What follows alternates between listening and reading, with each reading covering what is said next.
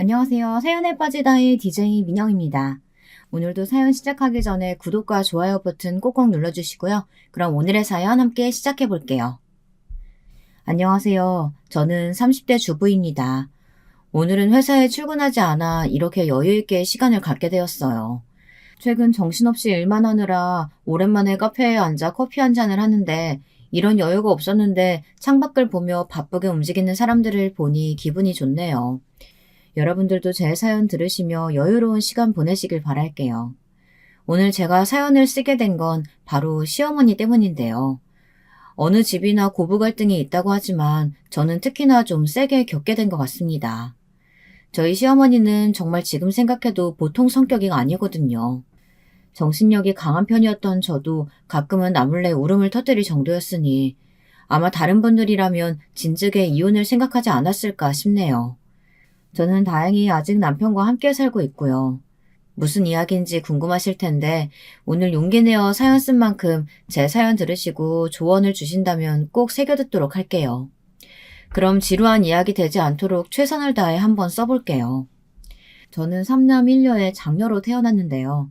저희 딸만 해도 집안에 4명의 아이들이 있다는 건 다둥이 집안에 속했어요. 그래서 어딜 가나 저와 남동생은 주목을 받곤 했습니다. 남동생들과 제 나이 차이가 그리 많이 나지 않았기 때문에 선생님들은 더더욱 저희를 눈여겨보시곤 했어요. 아주 어린 막내를 빼곤 한 학교에 같이 다녔으니 당연히 눈에 띌 수밖에 없었죠. 특히나 아직도 기억나는 초등학교 2학년 때 담임 선생님, 박민숙 선생님은 저희들을 이뻐해 주셨답니다. 저를 보고도 항상 칭찬 일색이었어요. 우리 수민이가 아이들 잘 보살피니까 애들도 저렇게 이쁘고 바라게 잘 자라나 보다. 엄마 아빠가 흐뭇해 하시겠어. 감사합니다, 선생님. 집안에서는 딱히 칭찬받을 일이 별로 없었기에 저는 선생님의 칭찬을 받으면 그렇게 기분이 좋았어요. 저희 부모님은 동생들과 저를 먹여 살리기 위해 늘 동분서주하셨기 때문에 돌봐주실 여력이 없으셨거든요. 그래서 제가 좀 크면서부턴 동생들 옷 입히는 것부터 요리, 설거지까지 집안일을 엄마처럼 해내야 했답니다. 어린 시절 친구들과 놀고 싶은데 동생들을 챙기느라 같이 놀고 싶어도 놀지 못하는 서름은 아마 아실 분들은 아실 거예요. 친구들이 저희 집 앞까지 와서 같이 놀자고 해도 어린 동생들을 챙겨야 하기에 또래 애들과는 전혀 어울릴 수가 없었어요. 그래서인지 저는 자연스레 집안에 틀어박히게 되었고 남는 시간은 공부를 하며 시간을 때울 수밖에 없었습니다. 다행히 그 덕분에 성적은 늘 상위권이었고 고등학교에서 대학을 갈 때가 되니 서울의 상위권 대학에 갈 수준이 되어 있었어요.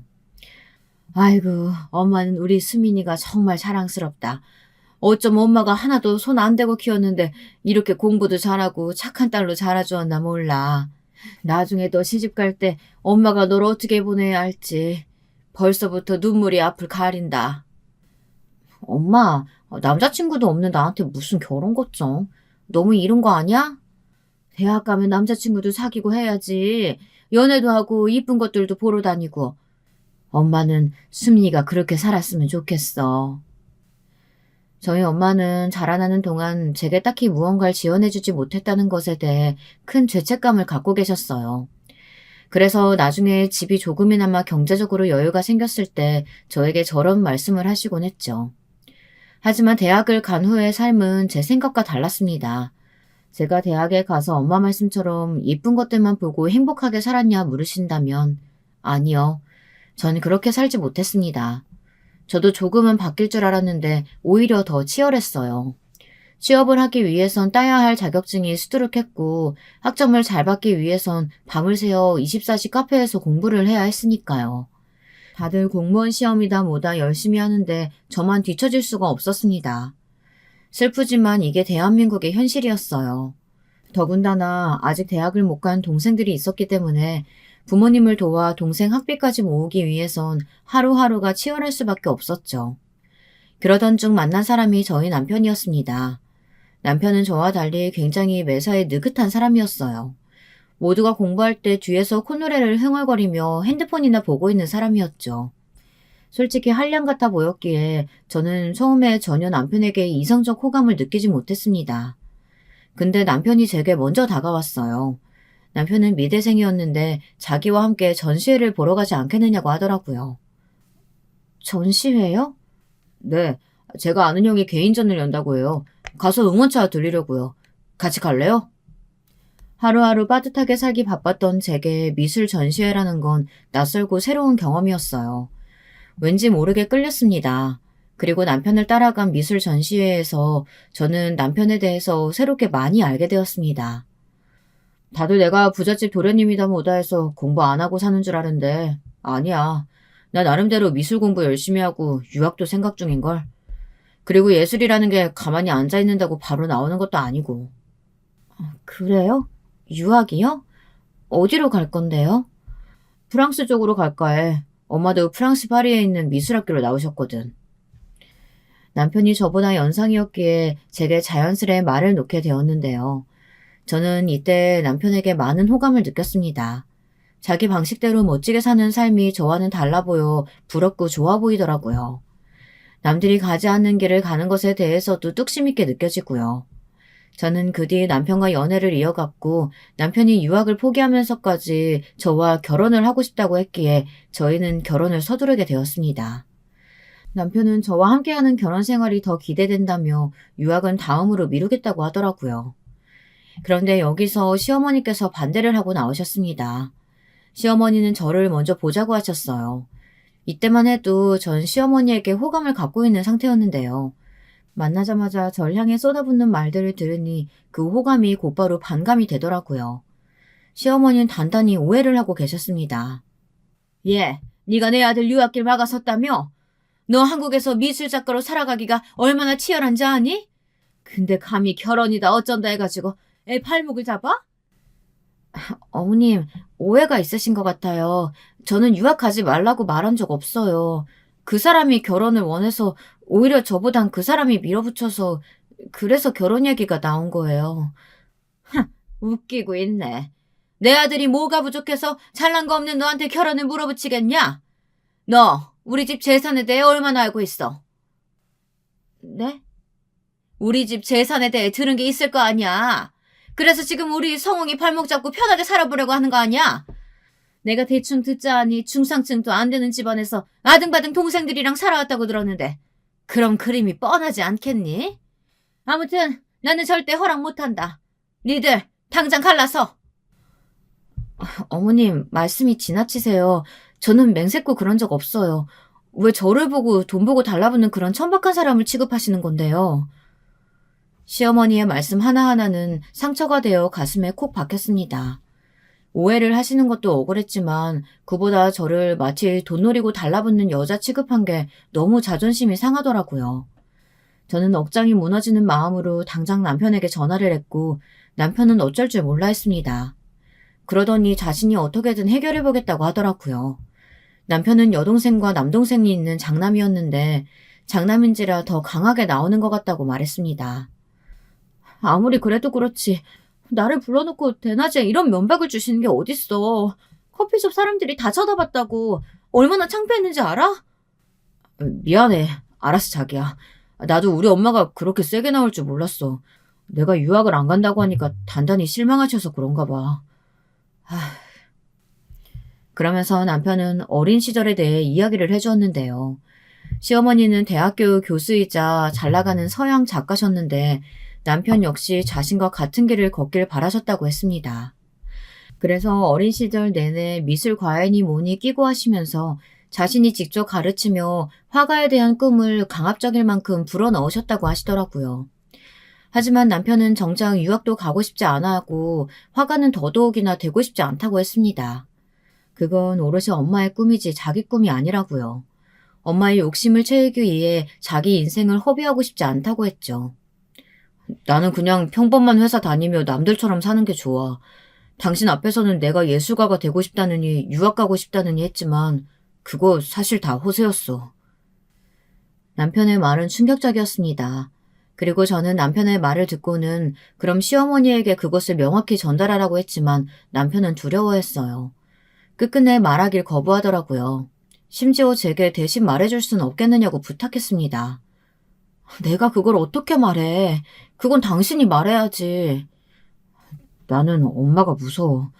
우리 엄마 어떻게 나올지 뻔하니까. 그럼 말은 내가 할 테니까 자기가 옆에 있어주면 안 될까? 그럼 덜 무서울 것 같은데. 우리 결혼 허락도 그날 받아내고, 응? 꼭 그러자. 남편의 질긴 설득에 결국 저는 남편과 시어머니와 함께 삼자대면을 갖기로 했습니다.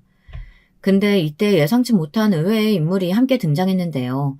바로 저의 시누이였습니다. 시누이는 바쁜 외국 생활 중 이 일로 한국에 왔다고 하더라고요. 부산스럽게 등장한 시누이는 저를 위아래로 쳐다보더니 대놓고 한숨을 푹 쉬었습니다. 아니, 뭔 일인가 했더니 겨우 이 여자 때문에 이사단이 난 거였어? 엄마, 그냥 결혼 허락해줘. 오빠는 나처럼 미술에 대한 욕심이니 이런 거 일체 없어. 엄마 뒤는 내가 이을 테니까 오빤 자기 편한 대로 살게 하라고. 오빠, 솔직히 말해봐. 오빠도 미술에 대한 욕심 없잖아. 오빠가 뭐 예술가니 뭐니 그런 게 하고 싶어? 아니, 나 욕심은 있는데. 순간 전 겨우 이 여자라는 단어를 잘못 들었나 했습니다. 사람 면전에 대고 할 말은 아니지 않나요? 아무리 제가 싫었다고 하더라도요. 하지만 시누이는 잔뜩 바쁜 티를 내며 계속 남편을 비웃고 동시에 저를 헐뜯었습니다. 근데 여기서 웃겼던 건 화를 낼 줄 알았던 남편이 가만히 기가 주고 고개를 수그리고 있더라고요. 나이가 더 많음에도 불구하고 시누이의 길을 남편이 도통 감당해내지 못하는 것 같았습니다. 옆에서 지켜보던 제가 다 화가 나더라고요. 시누이의 말이 끝나자 시어머니는 남편에게 진지하게 유학에 대한 생각을 물으셨어요. 그러자 남편이 겨우 시어머니 눈치를 보며 더듬더듬 말을 꺼냈죠. 엄마, 나는 유학까진 갈 생각 없어요. 근데 미술은 하고 싶어요. 결혼도 하고 싶고요. 결혼 먼저 하고 그리고 생각해보면 안 될까요? 시어머니는 입술을 꼭 깨물더니 푸르르 떨었어요. 그리고 저를 노려보시는데 눈빛 속에는 많은 것들이 담겨 있었죠. 자기 아들이 일이 변한 데에는 제가 원인이라고 생각하시는 것 같은 속생각들이 저절로 읽혔습니다. 화가 잔뜩 나보였던 시어머니는 의외로 더 난리 떨지 않고 차분하게 정리하셨어요. 다만 그 정리라는 것이 저를 기함하게 했습니다. 그래, 네 의사는 알겠다. 나도 너한테 화가 되라고 강요할 생각은 없어. 그래도 우리 집 수준이 있으니 쟤는 안 되겠다. 엄마가 참한 여자 선자리 놓을 테니까 몇 번 만나보고 그리고 결정해. 알았니? 여기서 또 기가 찼네요. 제가 왜 난생 처음 보는 시누이와 시어머니란 사람들에게 이런 대접을 받아야 하는 것일까요? 도대체 제가 전생에 무슨 죄를 지었길래요. 순간 속이 메스꺼워지면서도 토라도 하고 싶은 심령이 되더라고요. 저는 악을 쓰고 싶은 걸 참고 겨우 진정하며 입을 떼려고 했어요. 그런데 여기서 남편이 먼저 선을 그으며 단호한 태도로 나오더군요. 저도 남편이 이렇게까지 저와의 결혼이 절박했는지 처음 알게 되었어요. 엄마, 안 돼요. 나는 수민이 아니면 결혼 안 해요. 내 생각은 확고해요. 엄마 생각이 확고한 것처럼 나도 그렇다고요. 그러니까 우리 둘 중 누군가 포기해야 할 텐데 난 그게 내가 될 생각은 1도 없어요. 난 수민이 때문에 처음으로 살고 싶다 생각했고 행복했어요. 집에선 한 번도 행복한 적 없던 내가 말이에요.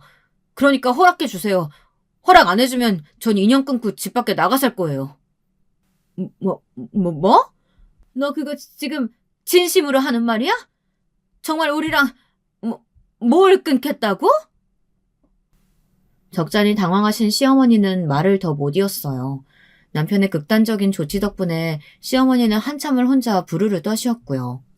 시누이도 이날 자기 오빠의 이런 모습은 처음 보는지 멍하게 쳐다만 보고 있더라고요.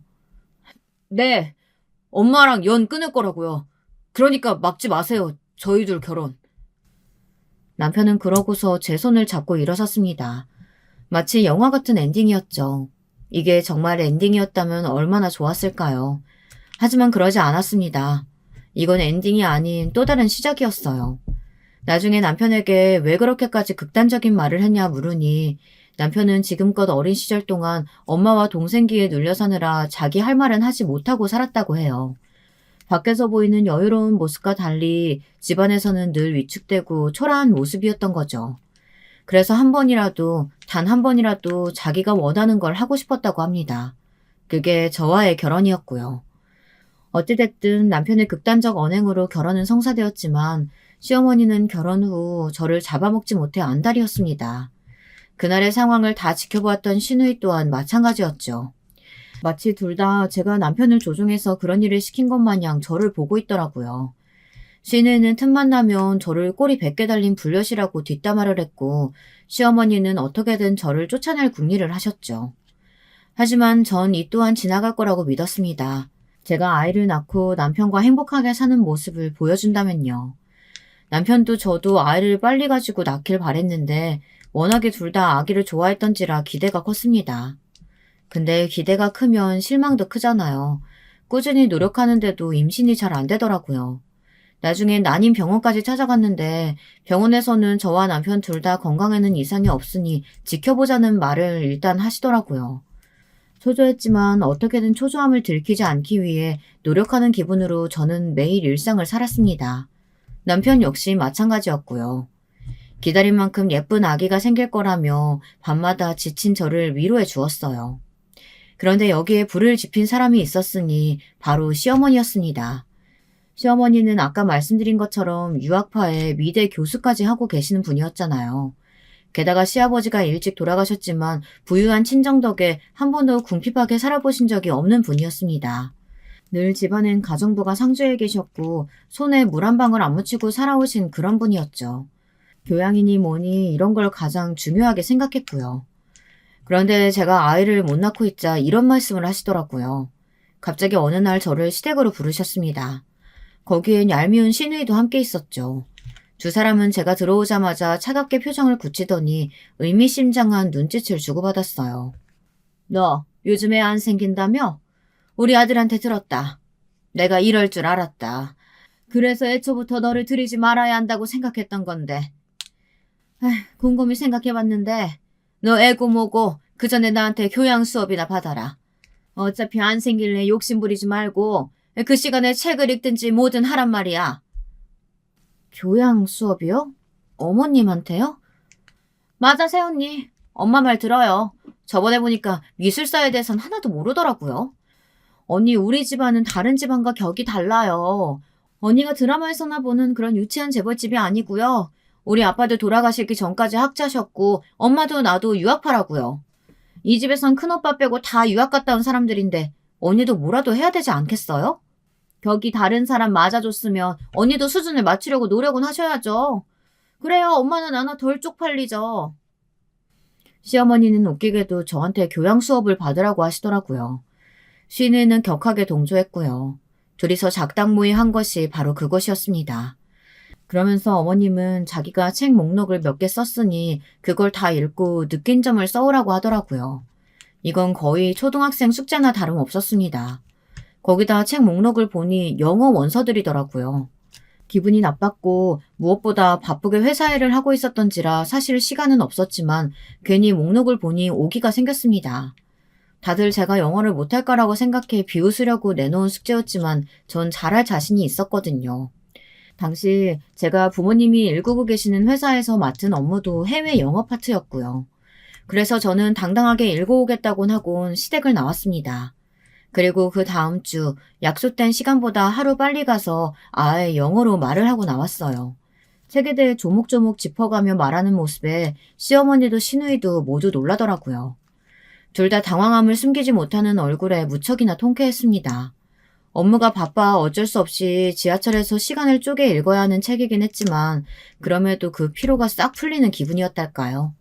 그런데 시누이는 갑자기 발작하듯 외치더라고요. 새언니, 어디서 인터넷에서 긁어온 걸 말하시는 거예요? 영어도 못하는 주제 어떻게 그걸 다 외우셨대요? 노력 많이 하셨겠어요? 노력은 제가 칭찬해 드릴게요. 근데 발음도 후지고 외워온 거 다 티나거든요? 그러게나 말이다. 내가 숙제를 내줬으면 똑바로 할 생각을 해야지. 어디 잔머리를 굴리고 앉아있어? 저는 더 이상 이 유치한 장난질에 놀아나고 싶지 않았습니다. 그래서 말씀드렸죠. 제가 직접 읽고 요약한 것이고 알아보기 쉽게 책에 직접 형광펜을 그었으니 그은 부분을 보시면 알 거라고요. 남편에게 책을 달라 말하니 남편이 엉겁결에 책을 한 장씩 펼쳐 보여주었어요. 시어머니와 시누인 가만히 보더니 아무 말 하지 못했고요. 이로써 제 승리였죠. 자기들처럼 유학파가 아니란 이유로 사람을 교양 없다고 무시하고 비하하는 시댁 식구들에게 한 방 먹인 셈이었으니 기분이 정말 좋았습니다. 하지만 시어머니는 이것이 더 괘씸했나 봅니다. 그 다음은 저의 임신을 공격하더라고요. 여기에 저는 큰 상처를 입게 되었고요. 시어머니는 자기 아들 씨면 임신이 안 될 리가 없는데 너 때문에 임신이 안 되는 게 아니냐면서 불을 붙였습니다. 임신 안 되는 며느린 필요 없어. 내가 누차 말했지만 나는 우리 장남 씨가 꼭 필요하다고. 우리 아들 닮은 애로 대를 이어야 되는데 이게 대체 뭔 사달이냐? 엄마, 난임병원에서 문제 없다고 했어요. 오히려 스트레스 받으면 이 사람이 더 힘들어질 거라고요. 그만하세요. 너는 요즘 왜 이렇게 나한테 대들고 있니? 며느리 감싸주겠다고 너 키워준 엄마한테 따박따박 대들고 있는 거야? 예, 너는 입이 있으면 말을 좀 해봐라. 네가 말을 해야지 왜 자꾸 우리 아들한테 돌려? 남편은 그런 게 아니라며 말리려 했지만 저는 이미 마음이 무척 상한 뒤였습니다. 아무래도 요즘 친정엄마께서 임신 잘 되는 보약까지 챙겨주실 정도로 걱정을 하고 계셨고 저 역시 신경이 날카롭게 곤두서 있었거든요. 최대한 담담히 대답하고 나오긴 했지만 집으로 돌아오는 길 너무 눈물이 나더라고요. 비죽비죽 흐르는데 눈물을 닦아낼 새도 없이 집으로 돌아오고 말았어요. 도착하자마자 남편은 급한 회사일이 있어 나갔고 저 혼자 덩그러니 남겨져 있는데 스스로의 처지가 좀 처량하다고 느껴지더라고요. 저는 슬픈 기분을 잊기 위해 그냥 깡소주를 마시고는 잠에 들었습니다. 잠결인지 엄마와 남동생의 목소리가 왁자지껄하게 들리는데 그 소리가 참 듣기 좋았어요. 시어머니로부터 받은 상처가 커서 그런지 더 그립고 그립더라고요. 그리고 그렇게 눈을 뜨고 훌훌 자리에서 털고 일어난 지 일주일 만에 기적이 생기고 말았습니다. 제게 아이가 생긴 것이에요. 친정 가족들 꿈을 꾼 게 이상하리만치 기억에 남았는데 마치 이 모든 게 하늘에서 내려준 예정된 축복 같았어요. 저는 먼저 부모님께 전화드려 말씀을 드렸죠. 주말이었지만 부모님은 한 걸음에 달려와 축복해 주셨습니다. 아이고, 우리 딸한테 아이가 생기다니 너무 기쁘네. 네가 그렇게 걱정했는데 너무 다행이야. 나도 얼른 우리 손주 보고 싶다. 얼마나 예쁠꼬. 그래도 딸, 임신 초기에는 조산 가능성도 있으니까 몸 조심해야 된다. 알겠어요, 엄마, 아빠. 너무 감사해요. 나 우리 가족 꿈 꾼 게 뭔가 예사롭지 않다 했는데 진짜 이렇게 임신이 될 줄은 몰랐어요. 저희 부모님은 둘 다 기독교인이셨기에 기도를 드리고 다 같이 저녁 식사를 함께 했습니다. 오랜만에 남동생들까지 모인 화기애애한 자리였어요. 그런데 그날 시어머니로부터 전화가 온 겁니다. 시어머니는 다짜고짜 저희 집에 오시겠다고 하더군요. 제가 지금 친정 부모님이 자리에 계시다고 하니 그런 못마땅한 기색으로 내일 오겠다고 하더군요. 다음날 오신 시어머니는 저를 보자마자 잔소리부터 늘어놓았습니다. 축하 인사는 쏙 빠진 채 어떻게 태교를 해야 하는지, 똑똑한 아이를 낳으려면 어떻게 준비해야 하는지, 자기가 남편을 임신했을 때 했던 온갖 미신 같은 방법들을 알려주더라고요. 솔직히 저는 들으면서 한기로 흘렸습니다. 물론 태교는 저도 힘쓸 거지만 시어머니가 알려주신 방법은 거의 미신에 가까웠거든요. 네가 그리 똑똑지 못한 애니까 애만큼은 잘 키워야 되지 않겠어? 내가 일단 알려준 방법대로 다 해보고 이 부적도 붙이고 자라. 용한 무당한테 가서 아주 큰 돈 주고 받아온 거니까 꼭 팬티 안에 넣어놓고 자야 된다. 알았냐? 미대 교수직이나 되시는 분이 왜 이렇게 무당과 무속에 집착하시는지 모를 일이었습니다. 본인만 믿으면 될 것을 저에게까지 강요하시며 언제는 저에게 제 팬티의 안을 확인해야겠다고 하더라고요. 어머님, 당황스러워요. 그게 무슨 말씀이세요? 네가 내 말을 제대로 따르고 있는지 아닌지 봐야 알지. 난 우리 손주도 예술시켜서 아주 고고한 사람 되게 만들 거야. 네 남편이 아쉽게 이 길을 포기하긴 했지만 그 미련한 놈은 어쩔 수 없다 치고 손주라도 잘 만들어 봐야지. 어머님, 또 그 얘기예요? 남편이 회사 다닌다고 해서 미련한 사람이 되는 건 아니잖아요. 저희 둘 다 잘 살고 있는데 왜 그런 말씀을 하세요? 심지어 시어머니는 남편까지 못 믿어했습니다. 자기 아들마저도요. 저 때문에 이 모든 게 어그러졌다고 생각하시는 건 덤이었고요. 최선을 다해 키운 아들이 자기처럼 대학 교수가 되지 못하고 유학도 가지 않았으니 실망하실 수 있는 건 이해하지만 그렇다고 멀쩡히 괜찮은 회사 다니는 남편이나 저를 폄하하는 건 도무지 이해가 안 되었습니다. 그러면서 제 팬티 검사를 하겠다고 하루에 10번은 전화를 해댔습니다. 나중엔 진절머리가 나서 시어머니 전화를 부재정으로 돌려놨더니 난리가 났더군요. 시누이가 대신 전화해서 언니 우리 엄마 전화 쌩 까는 거 아니죠. 얼른 받아요 라며 재촉하고 시어머니는 위협성 문자를 보냈었고요. 내 아들하고 이혼하고 싶지 않으면 곱게 전화 받는 게 좋을 거다. 이런 요지가 담긴 문자였죠. 기가 차더군요. 어떻게 모녀가 쌍으로 미칠 수 있는 걸까요? 요즘 시대에 이런 시누이와 시어머니가 있다는 게 믿겨지지도 않았네요.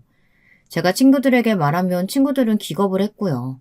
제 또래 친구들은 고부 갈등을 겪지도 않았고 명절이나 생신 정도만 챙기면 된다고 생각하고 있었거든요. 저처럼 이렇게 지나치게 간섭받고 명령받고 막말 듣는 사람은 없었습니다. 그러던 어느 날 또 청천벽력 같은 일이 터졌어요. 출산을 하고 얼마 지나지 않아 남편의 남동생인 도련님이 귀국하시는 날이라며 귀국 파티 준비를 해야 한다고 하시더라고요. 저는 당시 친정엄마가 와서 도와주시고 계시긴 했지만 아직 어린 아이를 데리고 가는 건 조금 무리일 것 같았습니다. 거기다 제가 당시 몸도 안 좋았거든요. 그런데 시어머니는 일을 두고 역성을 내더라고요. 당장 오지 않으면 저희 집에 쫓아올 기세로 말씀하시는데 스트레스가 확 몰려왔습니다. 옆에 있던 친정엄마가 괜찮냐며 걱정을 하시는데 엄마에게 솔직하게 말씀드리기가 어려웠어요. 괜히 엄마까지 신경 쓰실까 봐요. 그래서 어쩔 수 없이 아픈 몸을 하고 귀국 파티에 참석을 했습니다. 아이고 왜 이렇게 늦었냐? 너 때문에 내가 지금 출장 요리사까지 불러하고 있었잖아. 돈이 얼만지 알기나 해? 네가 들어오면 집안일은 한결 편해질 줄 알았더니 며느리란 게 매일같이 애 돌본다고 집에 처박혀 있으니 너 내가 아들 낳아서 봐준 줄 알아. 알겠니? 예전 같았으면 이미 이혼시키고도 남았어. 시어머니는 오자마자 잔소리를 퍼부었고 저는 못 들은 척 쑥 지나가 부엌으로 향했습니다. 부엌 개수대엔 설거지 더미가 쌓여있더라고요. 시누이도 그 누구도 손을 대지 않은 게 분명했죠. 다들 저를 기다리고 있었던 거예요. 이때 남편이 눈치껏 와서 설거지를 도와주더라고요. 남편은 내내 미안해했습니다. 성질머리 들어온 자기 엄마 때문에 이런 일까지 제가 하고 있다면서요. 저는 남편의 말에 대답할 정신도 없었습니다. 그냥 얼른 끝내고 집에 가서 쉴 생각으로 일을 하고 있었어요. 근데 이날 또 한 번의 사단이 터진 겁니다. 시어머니께서 주신 부적 기억하시나요? 똑똑한 아이 낳으라며 주신 부적이요. 저는 그 부적을 지갑 안쪽에 보관하다가 그 뒤로는 어디로 뒀는지 잊어먹고 지내고 있었는데요. 시어머니가 제 가방을 몰래 보시다 그 부적을 발견하신 겁니다. 근데 부적의 형태가 조금 찢겨져 있었나 봐요. 이게 뭐야? 아니, 이거 내가 준 부적, 이거 왜 이러냐? 다들 와봐라, 어? 아니, 너 팬티 속에 안 넣고 다녔니? 부적이 왜 이 모양이 됐냔 말이야. 너 솔직하게 말해. 나 쓰러져 죽는 걸 보고 싶지 않으면 당장 솔직하게 말하라고. 엄마 왜 그래요? 무슨 부적을 팬티 속에. 그건 너무하잖아요. 그리고 아이도 낳았으니 가방 안에 둬서 그렇게 된 거겠죠. 오버하지 말고 그만하세요. 오랜만에 동생도 왔는데. 넌 닥치고 있어. 네가 말해봐봐. 어떻게 된 일이냐 이게? 내가 말했잖아. 똑똑지 못하고 천한 네가 애라도 잘 낳아야 이 집안에 기여하는 일이라고. 네 친정집안 식구들 상견례장에서 변변치 못한 옷차림 보고도 내가 결혼 엎을까 하다 참았는데 너는 진짜 내 호의를 개떡으로 알아듣는 모양이구나. 여기서 전 더는 참을 수가 없었습니다. 자기들처럼 유학파 아니란 이유로 교양이 없네 뭐네 하던 시댁 식구들이 이제는 제 친정 식구들까지 건들다뇨. 여기서 참을 수 있는 사람이 몇이나 될까요? 참고로 그날도 저는 시댁일이라며 아이까지 내버려두고 뛰어온 상황이었어요. 저희 친정엄마께서 저를 대신해 아이를 봐주고 계셨고요. 제가 아들을 낳았다는 이유로 용돈도 좀 주시더니 그 이후부터는 아이도 출산했겠다 굳은 일들을 시키려 드는 걸 보니 알겠더라고요. 시어머니는 저를 며느리가 아니라 종으로 보고 있다는 거였습니다. 저는 머리끝까지 화가 올라 말을 내뱉었어요. 어머님, 그게 무슨 말씀이세요? 도대체 왜 저희 애꿎은 친정 식구들 건드시는 건데요? 도대체 그게 무슨 막말이냐고요? 제가 뭘 그렇게 잘못했나요? 왜 아무 이유 없이 당하고 있어야 하냐고요? 앞으로 저희 엄마 아버지 욕하지 마세요. 어머님보다 더 성실히 살고 계시는 분들이니까요. 웃기고 있네. 말은 아주 번지르르하게 하네. 니네 엄마 아빠 어디 청소부라도 하고 있는 거 아니었냐? 애만 줄줄이 낳아가지고 힘겹게 살아온 거 내가 다 아는데 무슨 성실이니 뭐니 하는 소리를 그런 소리 늘어놓고 자빠져 있어? 시어머니와 시누이는 일제히 비웃었고 시누이 또한 대놓고 맞장구를 치며 까르르 웃어대더군요. 마치 인간이 아닌 족속들처럼 느껴졌습니다. 저는 한 번만 더 저희 친정 식구들을 욕하면 가만 있지 않겠다는 으름장을 놓고선 시댁을 뛰쳐나왔습니다. 제 머릿속엔 오로지 이혼 생각뿐이었어요. 갓 출산한 제가 이혼을 생각했으니 제정신이 아니었죠. 하지만 이미 마음은 그쪽으로 향하고 있었습니다. 이혼하고 싶다, 끝내고 싶다, 시댁 식구들을 더 보고 싶지 않다, 이 생각뿐이었습니다. 그런데 제가 정신없이 가느라 누가 오는 줄도 몰랐나 봅니다. 갑자기 누군가 제 어깨를 덥석 붙잡더라고요. 놀라서 쳐다봤는데 도련님이었어요. 도련님은 아까 전까지 사태를 가만히 지켜보고 있었던 사람이었습니다. 그러다 제가 뛰어나오자 같이 따라 나온 모양이었어요. 남편도 아닌 도련님이란 사실에 조금 놀랐는데 도련님은 혹시 카페 같은 곳에라도 가서 이야기를 좀 나눌 수 있겠냐 하더군요. 거절하기가 어려워 일단은 알겠다고 하고 들어갔죠. 도련님은 그날 카페에서 내내 미안하다고 말했습니다. 무겁게 한숨을 쉬더니 저보고 면목이 없다며 시어머니가 해야 할 말을 대신하더라고요. 남편에게 들어 도련님의 심성이 착하고 바른 사람이라는 건 알고 있었습니다. 어렸을 때도 시어머니의 등살에 남편이 아무 말 못하고 있으면 동생이 나서 대신 대들어주기도 하고 학교에서 왕따를 당하고 있을 때도 동생이 교실로 찾아와 주었다고 했습니다. 그렇기에 남편도 도련님을 많이 신뢰하고 있었고요. 또 의지하고 있다고 했어요. 저희 결혼식 날도 어렵게 참석했던 도련님은 저보고 형을 데려가 주셔서 감사하다며 시댁 식구들 중 유일하게 환하게 웃어주신 분이었습니다. 저에게 가장 잘 대해준 사람이었죠. 아니에요. 도련님 잘못도 아니고 오히려 이렇게 말씀해 주셔서 감사해요. 마음이 조금 풀리네요. 제가 다 죄송합니다. 되돌릴 수 있는 방법이 있다면 어떻게든 하겠는데 제가 그래도 앞으로 어떻게든 어머니 잘 단속해 볼게요. 아까 상처 많이 받으셨을 텐데 마음 풀어주셨으면 좋겠어요. 도련님의 따뜻한 말에 이날은 정말 조금 마음이 풀렸습니다. 도련님은 내내 저를 붙들어 놓고 이런저런 말을 해주며 기분 좋게 만들어주려고 애썼죠. 사실 시어머니 때문에 이미 많이 마음이 상한 뒤이긴 했지만 그래도 내 편이 생겼구나라는 생각이 들어 마음이 든든하긴 했습니다. 그 후 저와 도련님 사이는 전보다 조금 더 돈독해진 것 같습니다. 도련님도 힘든 유학 생활을 끝내고 나서 마땅히 한국에 발붙일 곳이 없어 당황하던 중이었는데 제가 가끔 남편과 함께 술친구가 되어주기도 했고 도련님도 저희 아들을 워낙에 이뻐해서 선물도 자주 사들고 찾아왔어요. 남편의 시댁의 방패막이가 되어주지 못하는 곳에 도련님은 따끔하게 야단을 치기도 해주었어요. 마치 시아버지 같았달까요? 형, 원래 중재는 형이 해야 되는 거야. 우리 어머니 성질이 보통 까탈스럽고 예민해. 형이 중간에서 잘 막아줘야 형수님이 편하신 거라고. 형 너무 물러 터졌어. 내가 보니까 그래. 알겠다. 나도 노력해볼게. 그래, 형이 잘해줘야 형수님이 편하시지. 이런 도련님의 기가 막힌 대처에 남편도 또 한 번 마음을 굳게 먹은 것 같았습니다.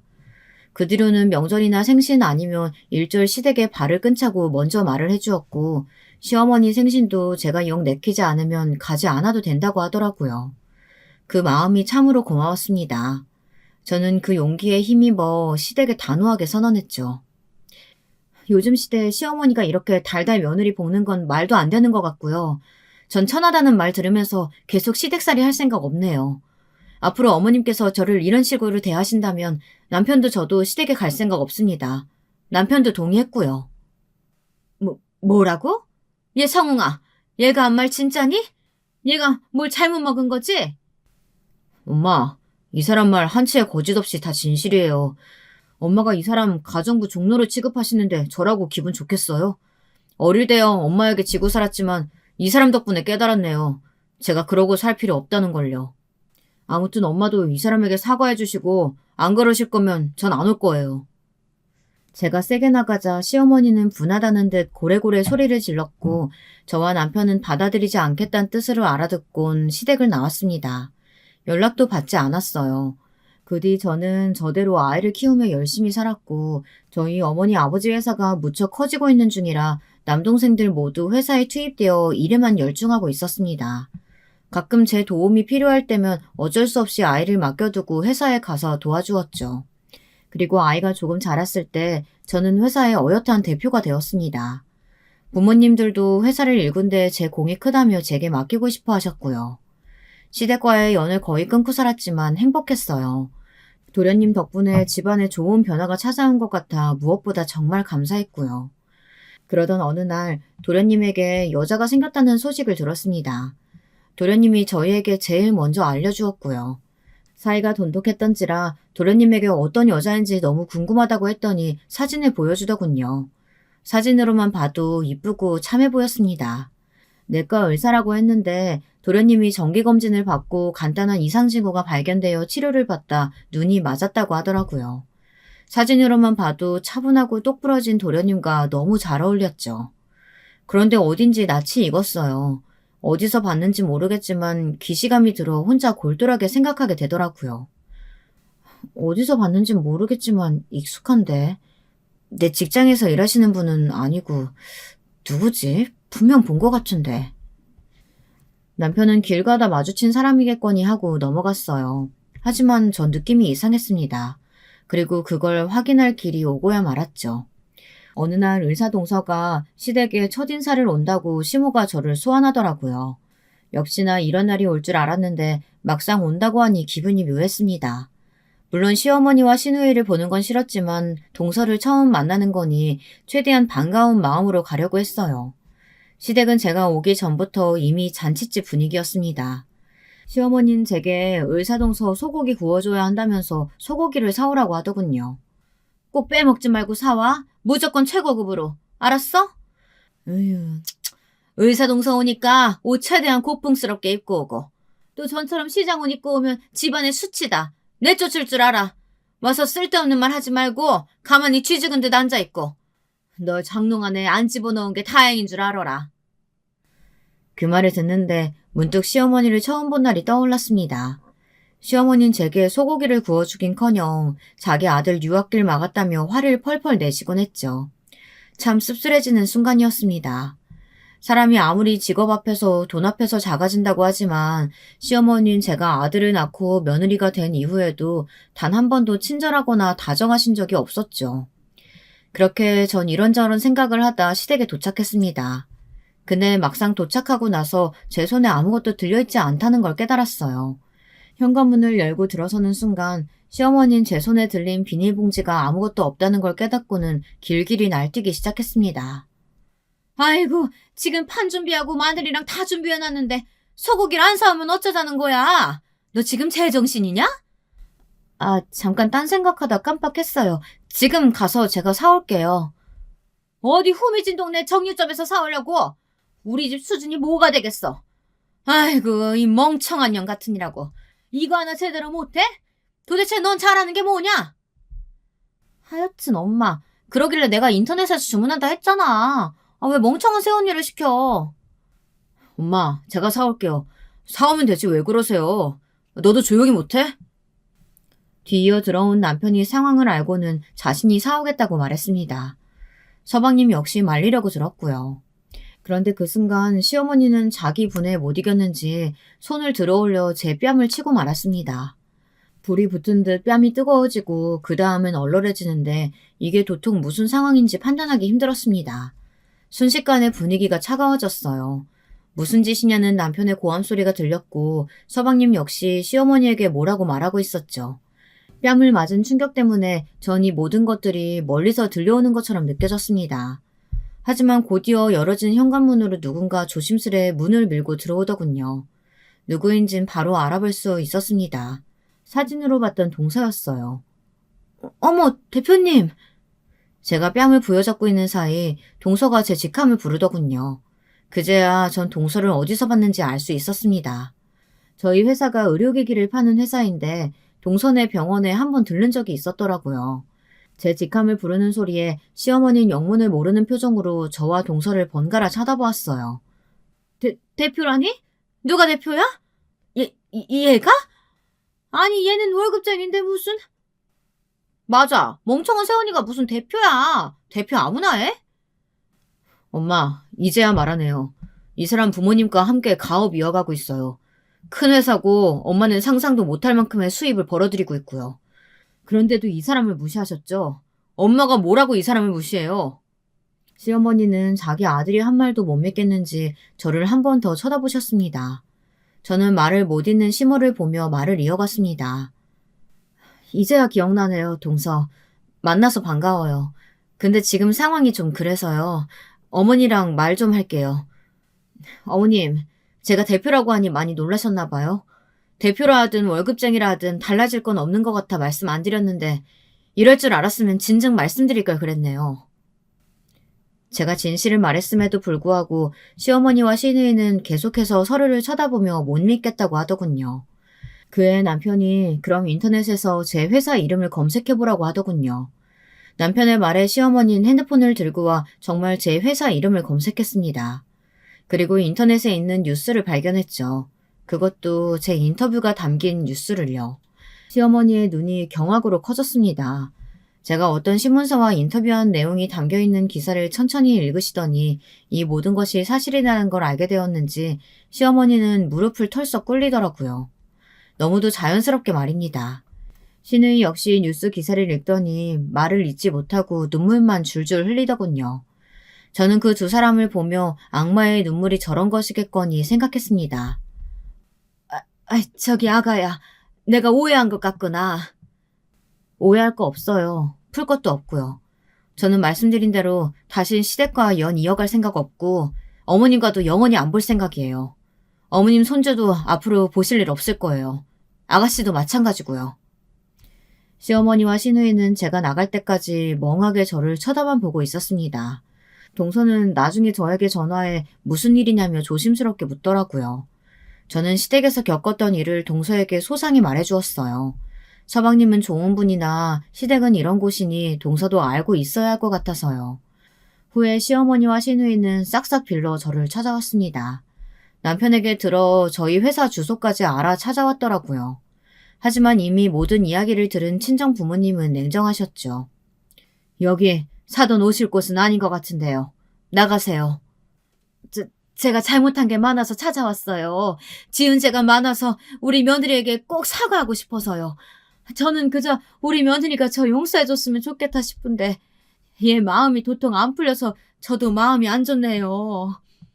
그럼 진즉 잘하셨어야죠. 지금 와서 이러면 뭐합니까? 저희 딸은 지금 이혼까지 생각하고 있습니다. 그러니 나가세요. 이제 아무 사이도 아닌데 왜 여기 와서 영업방해를 해요? 경비원님, 이분 모시고 나가주세요. 저희 엄마는 이미 화가 많이 나셔서 경비원을 불렀습니다. 경비원이 시어머니를 내쫓으려고 했지만 시어머니는 교양이고 뭐고 잊어버리셨는지 끝까지 건물 앞을 버티고 계셨습니다. 왜 그토록 버틴겼는지 나중에 이유를 알고 보니 시어머니께서 시누이와 한창 사치 쇼핑이며 여행 다니느라 돈을 많이 탕진하셨더라고요. 그래서 의사동서가 들어온다고 했을 때 한몫 챙길 수 있겠다 싶어 기뻐했던 것이었고요. 그 사실까지 미처 몰랐던 서방님은 큰 충격을 받아 동서와 결혼은 진행하되 시댁과는 연을 끊겠다고 하셨습니다. 시어머니는 동시에 두 자식을 잃게 생겼으니 난리가 나셨고요. 서방님이 자취하는 집 앞까지 찾아가서 울며 불며 엄동사는에 빌고 난리가 났답니다. 근데 동서가 굉장히 단호했나 봐요. 동서는 제게 시어머니에 관련된 이야기를 듣고는 시댁과 연 끊은 게 아니면 결혼하고 싶지 않다고 못을 박았다나 봐요. 서방님도 이미 시댁에 질릴 만큼 질린지라 동서 의견에 따르겠다고 했고요. 저도 이 사건으로 깨달은 게 많았던지라 남편에게 앞으로 우린 우리대로 살면서 한 가지 약속을 하자고 했습니다. 여보, 나는 앞으로 당신과 우리 아들 키우면서 절대 시어머니나 시누이에겐 연락하지 않을 거야. 돈 없다고 머리에 든 거 없다고 무시하는 사람들과는 다시는 섞이고 싶지 않아. 당신이 그거 약속해주지 않으면 난 당신과 갈라서는 게 나아. 그러자 남편은 약속해주겠다며 저와 합의했습니다. 현재 저는 아들 잘 키우고 초보맘으로 고군분투하고 있습니다. 회사 역시 승승장구하고 있고요. 저와 저희 부모님이 열심히 하신 만큼 앞으로 제 삶이 남은 날까지 계속 성공하는 회사로 키우고 싶답니다. 저의 남은 삶 응원해 주시면 감사하겠습니다. 그리고 지금까지 들어주셔서 감사하고요. 날씨가 추우니 다들 감기 조심하시고 든든히 옷 챙겨 입고 다니세요. 만약 혹시라도 저처럼 고부 갈등이 있는 젊은 주부분들이 있다면 자신의 삶을 먼저 우위에 두셨으면 좋겠습니다. 무엇보다 내가 행복하고 편안해야 아이도 행복하고 가정이 평안하니까요. 시어머니를 신경 쓰고 참아주고 살기엔 인생이 너무 짧다는 생각이 드네요. 우리 짧은 인생 아깝게 쓸데없는 신경전으로 소비하지 말고 행복하게 살자고요. 다들 올 한 해 행복한 일 모두 가득하시길 바랄게요. 저와 다른 분들의 사연 들으면서 조용히 응원하고 있겠습니다. 그럼 이만 글을 줄이겠습니다. 여러분, 두 번째 사연 시작하기 전에 좋아요, 구독 꼭 눌러주실 거죠? 그럼 두 번째 사연 바로 시작합니다. 40대 여성 사연자분께서 보내주신 이야기예요. 결혼 후에 겪으신 일을 적어주셨는데요. 영원한 비밀은 없다는 표현이 떠오르는 이번 사연. 지금 저랑 만나보실까요? 안녕하세요. 저는 제 이야기를 사연으로 써보고 싶어서 사연에 빠지다를 자주 기웃거렸던 사람이랍니다. 그러다가 어느 날은 하도 잠이 안 와서 새벽에 사연에 빠지다에 올라온 사연들을 연속 재생시켜놓고서 라디오 삼아 잠자리에서 다 들어봤어요. 이미 다 시청해본 영상들이었음에도 그렇게 틀어놓으니까 다시 느낌이 색다르더라고요. 그러면서 문득 저는 그런 생각이 들었습니다. 세상에는 참 이상한 사람들 많고 심보를 못되게 먹는 사람들은 대체로 그 결이라는 것이 비슷하다는 생각이 들었어요. 어떤 사연을 접하면서는 제 시댁 식구들이 자연스레 떠오르더라고요. 저뿐만 아니라 아마도 많은 기혼자분들이 살면서 한 번쯤은 하셨을 생각일 텐데요. 만일 내가 이 결혼을 하지 않았다면 인생을 얼마나 더 다르게 살 수 있었을까, 이런 의문을 저는 몇 차례 품었었네요. 결혼에 대해서 후회가 드는 점들이 많았다는 이야기겠지요. 저는 40대 유부녀입니다. 한때 사회문화적으로 많이 유행하듯 들렸던 표현인데 혹시 딩크 부부라는 거 들어보셨을까요? 아이 없이 부부끼리만 살아가기로 합의한 경우를 뜻하는 건데요.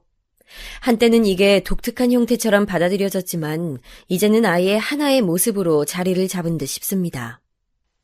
20대의 어리고 젊은 나이에 결혼해서는 결혼 생활 10년 이상이 지나도록 아이가 없는 부부가 꽤 된다니 말이죠. 저는 일찍이 이 딩크라는 것에 관심이 많았어요. 개인적으로 제가 아이를 별로 그렇게까지 좋아하는 사람이 아니기도 했거니와 저의 친척 언니 한 명이 출산 후유증으로 호되게 고생하는 것을 지켜본 후로는 출산에 대한 막연한 두려움도 있었던 것 같습니다. 제가 20대 후반의 나이에 만나서 진지하게 연애를 시작했던 남편도 저와 생각이 비슷한 사람이었어요. 나랑 친하다고 말했던 대학 선배 형 있지? 결혼한 사람도 나랑 원래 안면이 있던 누나고. 그런데 그 형 부부가 작년에 아기 낳았거든? 아, 오빠가 저번에 나한테 사진도 보여줬었잖아. 딸이라고 아기 사진 나한테 보여줬던 게 그 집이었어? 맞아, 기억하는구나. 원래 그 형이 풍족하진 않아도 어렵지 않게 살던 집이었는데 애 태어나고 나서 아주 형편이 힘들어졌대. 처음엔 쉬쉬해서 몰랐는데 애가 선천적으로 어디 기관이 아프다나 뭐라나. 그래서 치료비 미친 듯이 깨졌다더라. 출산하고 나서 그 누나는 우울증으로 가뜩이나 고생하고 있는 와중에 애까지 아파버리니까는 그 형이 아주 죽을 맛이래. 자기 자식이니까 어쨌든 애는 예쁜데 솔직히 다시 시간을 되돌린다면 애를 안 낳을 거라고 하더라. 결혼하고 나서 충분히 신혼생활 즐기다가 애를 가진 거였는데도 후회가 된대. 돈을 더 모으고 상황이 안정적으로 된 다음에 애를 가졌어야 했다고. 세상에, 그 집이 그런 사정이 있었구나. 아, 그런데 그 형이란 분하고 오빠가 1살 차이 아니었어? 남자치고는 그 형분이 일찍 결혼을 했었나 보네? 뭐 그런 셈이지. 요즘에 남자 나이 26살에 결혼하면 이르다고 하니까. 아, 그런데 그 누나 쪽이 연상이라. 여자 나이가 28살이었으니 그때는 결혼하기에 시기는 적당하다고 생각했었나 봐. 오빠, 우리는 결혼하더라도 아이 갖는 것만큼은 정말 신중하게 생각하고 의논하기로 하자. 내가 아이 낳는 것에 별로 마음이 안 열려 있다는 건 이제 오빠도 충분히 알고 있을 거라고 생각하고 있어. 그럼 당연하지.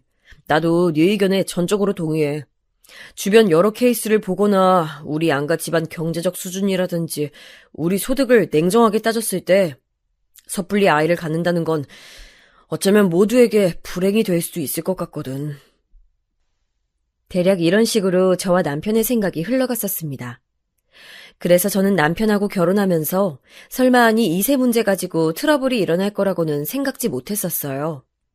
참고로 시댁이랑 친정이랑 경제적 수준은 비슷비슷했고요. 저는 나이 차이가 많이 나는 친언니가 한 명 있는데 나이도 많이 차이가 날 뿐더러 친언니가 대학을 입학함과 동시에 집에서 나가 혼자 자취를 하며 살았고 취업하며 결혼을 할 동안에도 그랬었기 때문에 저는 친언니와 애틋하게 친한 자매의 정이 없었답니다. 저는 스스로 제가 외동딸이라고 생각이 자주 들었었고 실제로 제 친구들 중에서는 저를 외동으로 알고 있는 친구들도 꽤 있었을 정도였죠. 반면에 남편에게는 여동생이 한 명 있는데 남매가 고작 1살 차이였습니다. 연년생인 거죠. 그래서 그런지 둘이서 어렸을 때는 엄청나게 치고받고 싸웠으며 사춘기 시절에는 냉전을 겪었다가 둘 다 성인이 되고 나서부터는 사이가 그냥 무난해졌다고 했습니다. 저랑 남편이 결혼했을 때 이 시누이에게도 결혼할 상대가 있었어요. 저희 결혼식이 끝나는 대로 시누이의 결혼 문제가 진행될 거라고 들었습니다. 언니, 결혼 축하드려요. 이로써 저희가 한 가족이 된 셈이네요. 축하해줘서 고마워요. 나 주려고 어제 작은 꽃다발 사왔다면서요. 엇갈려서 어제 직접 받진 못했지만 꽃이 너무 예쁘더라고요. 네, 전 아무래도 아량이 넓은 사람이니까요. 비록 새언니가 돈이 많은 사람도 아니고 인물이 빼어난 사람도 아니지만 특출난 재능 하나 없다고 해서 그걸로 저는 사람 차별하지 않거든요. 별로 시집살이 시킬 생각도 없고요. 네? 저랑 잘 지내고 싶다는 뜻으로 받아들일게요. 그러실 것까진 없고요. 그냥 저희 오빠랑 둘이서 싸우지 말고 잘 지내기나 해주세요. 저희 오빠 성격이 원체 희한한 걸 동생인 저는 알고 있거든요. 그러니까 세연이가 앞으로 인내심 가지고 부디 잘 이겨내시길 바랄게요. 신우이야말로 성격이 참 희한한 것 같았습니다. 자기 오빠를 흉볼 게 아니라 자기 자신부터 스스로 점검해야 할 것 같았지요. 이제 결혼한 자기 새언니한테 저런 식으로 비꼬듯이 말하는 사람이 세상 천지 어디에 있답니까? 하지만 당시에 저는 시누이도 머지않아 결혼을 할 참이었으니 여러모로 심란하고 예민한 시기라고 생각을 했어요. 그리고 저랑 나이가 동갑이었지만 제가 손윗사람이라 저를 새언니라고 부른다는 게 시누이로서는 기분이 별로일 수도 있겠다는 짐작도 들었었고요. 사실 시누이가 결혼 전에 저한테 서로 그냥 야, 너 하면서 말을 놓자고 제안을 딱 한 번 한 적이 있었는데 제가 거절했었습니다. 그렇게 동갑 호칭으로 가기에는 아직 시누이와 너무 어색하고 친하지 않았던 데다가 괜히 성질 있으신 시어머니에게 책 잡힐 거리를 제공하는 것은 사양이었기 때문이죠. 그래서 그냥 서로에게 좋은 새가족이 되어주고 호칭도 딱 알맞은 것으로 부르자고 했을 뿐인데 그게 그렇게나 시누이의 심기를 건드렸던 것일까요? 저한테 말을 할 때면 비꼬듯이 하는 화법을 사용하더라고요. 마치 제 결혼이 탐탁지 않은 것처럼 말입니다. 어쨌거나 결혼을 시누이랑 하는 것도 아니었고 저는 남편이랑 둘이서만 잘 살면 된다고 여겼었어요. 결혼 전에 몇 번이고 상의했던 이세 계획도 잘 지키면서 말이죠.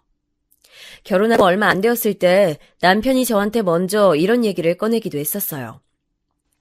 자기야, 우리는 나중에 아이를 낳더라도 한 명만 낳는 게 어때? 한 명만? 하긴 우리가 향후 3년 안에는 아이를 갖지 않기로 했으니까 그때가 지나서 아이를 낳는다면 우리 나이 따졌을 때 많아봤자 2명까지가 최선 아니겠어? 그러니까 나도 한 명만 낳는 거 괜찮을 것 같은데 갑자기 오빠가 그런 생각은 왜 했어? 아니, 그냥 중국에는 아직도 소황제라는 문화인식이 팽배한 것 같길래 우리도 한 명만 낳아서 아이한테 해주고 싶은 거 다 해주면서 그렇게 키우자. 그래, 좋아. 대신에 오빠, 그 아이를 낳는 건 아직 지금으로서는 먼 훗날의 얘긴 거 알지? 당연히 알지.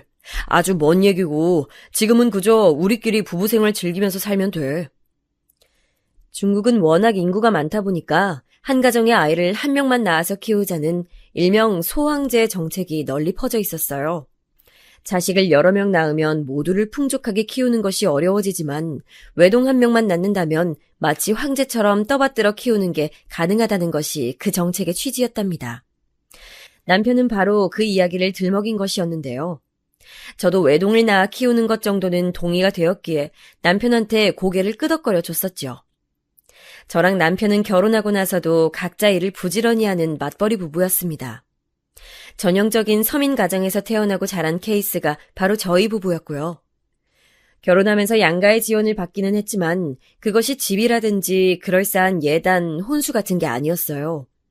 다만 예식장이며 신혼여행을 다녀올 수 있을 정도의 비용이었지요.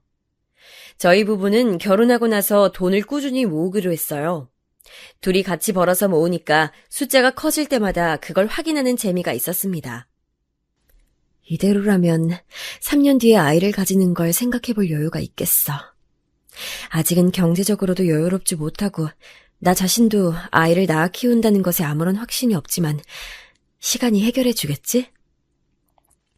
저는 그런 생각을 하며 결혼 생활을 해나갔고 중간중간에 시부모님 때문에 스트레스를 받는 사건들이 있었지만 그 정도는 해프닝 정도로 여기고 넘어갈 수 있는 시집살이라고 느꼈어요. 결혼한 지 1년도 안 되었을 때였으니 아직은 한 가족이 되어가는 진통을 겪는 과정에 있다고 생각했습니다. 그런데요, 결혼 1주년을 앞두고 제가 그만 임신이 돼버렸습니다. 완전히 이건 청천벽력이었어요. 왜냐하면 저랑 남편은 둘 다 분명히 그 시점에서 이세를 가질 생각이 없었으니까요. 상의를 하고 또 얘기를 나누고 확실하게 계획을 세워뒀던 주제였습니다. 그런데 임신이라니 이건 말도 안 되는 거였어요. 몸 컨디션이 자꾸만 이상해서 병원을 갔다가 그 사실을 알게 되었을 때 진짜 하늘이 노래졌습니다. 아니에요, 선생님. 제가 임신이라니 그럴 리가 없어요. 저 아직 신혼인데 아이를 가질 계획이 없었던 것을요? 얼마나 조심하고 신경을 썼는데 제가 임신할 리가 없습니다. 확실해요. 그러니까 다시 한번 확인해 주세요. 환자분, 지금 이 결과보다 더 확실한 건 없어요. 환자분은 임신 상태가 맞습니다. 지금 몸 상태가 워낙 허약해져 있기 때문에 각별히 주의하시고요. 임신이 맞다고 확인 사살을 받던 순간에 너무 기가 막혀서 그냥 웃음이 나왔던 것 같아요. 남들은 그토록 임신을 부르짖으면서 갖은 애를 다 쓴다던데 어찌해서 임신이 필요하지 않았던 저희 부부에게 이런 소식이 날아들었던 것일까요? 기쁘지 않았어요. 솔직히 말해서 무서웠고 당황스러웠고 온몸에 식은땀까지 나는 느낌이었습니다.